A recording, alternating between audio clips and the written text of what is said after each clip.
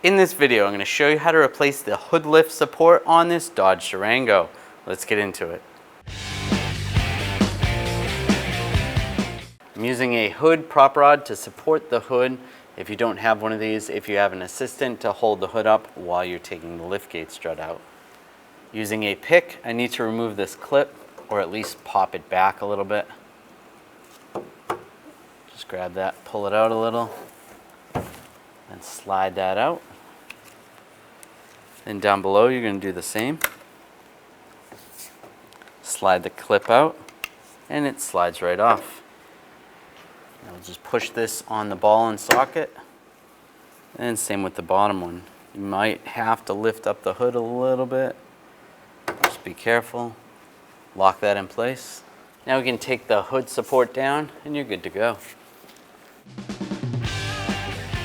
When only the best will do, demand TRQ. The only company that lets you view before you do. TRQ is committed to offering the highest quality aftermarket auto parts that are engineered for peace of mind. Thanks for using and viewing with TRQ.